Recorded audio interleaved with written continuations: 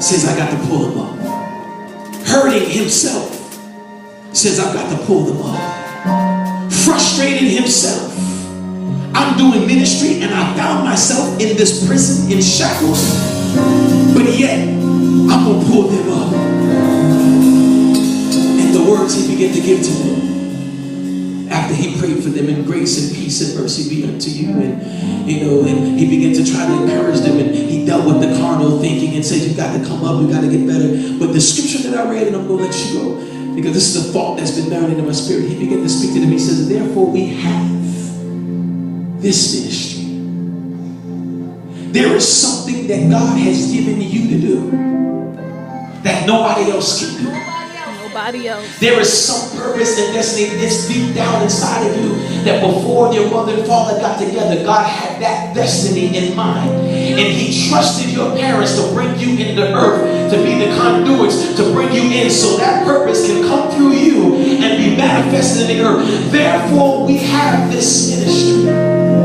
Then it goes a little bit further and says, the ministry that we have, and we've obtained the mercy.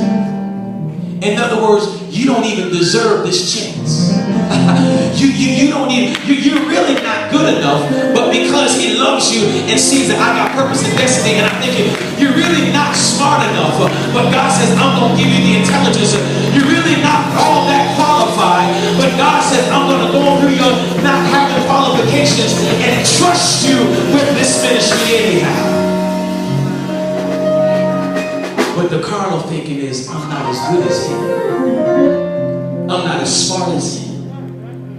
I'm not as fast as this person. I'm not as beautiful. I'm not as fine as them. I'm not as strong as them. I haven't been saved as long as them. So our carnal thinking has us in stagnation where we're not embracing the ministry that he's given you.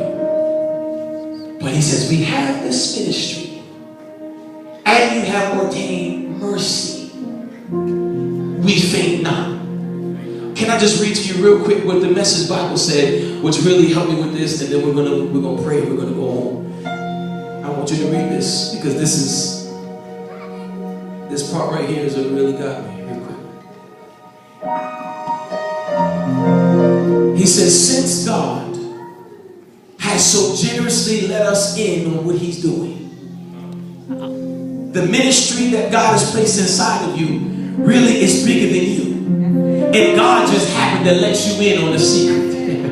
God just happened to say, you know what? I'm going to let you in on this great thing I'm doing in the earth. And I'm going to give you a little bit of responsibility in bringing it to pass. It says, since God has so generously let us in on what he is doing, we're not about to throw up our hands and walk off the job just because we run into occasional hard times.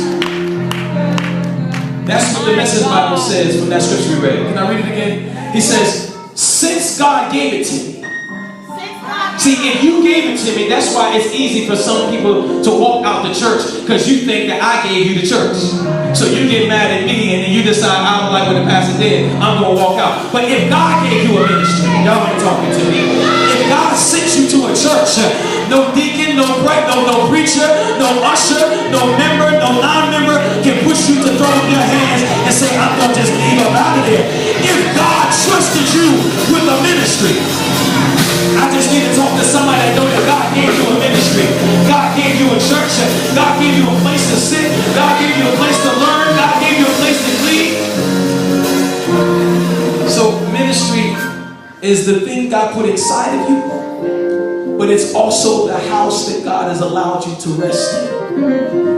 And Paul says in the Message Bible, since God generously gave you whichever aspect of ministry, the thing that's inside of you, or that ministry you're a part of, he says that there's no way that I will throw up my hands and walk off the job just because I ran into occasional hard times. Now, the occasional hard times are really designed to set you up and push you into the power of the purpose. So the occasional hard times is necessary. So when the occasional hard times come, it's not going to destroy me, because he said he would not put no more on me than I can bear. So if I'm dealing with occasional hard times, God automatically knew I'm strong enough to overcome it. So when the occasional hard time comes, there is no way that I'm going to just let it go, because I understand on the other side of the hard times, there's going to be greater. Somebody holler greater.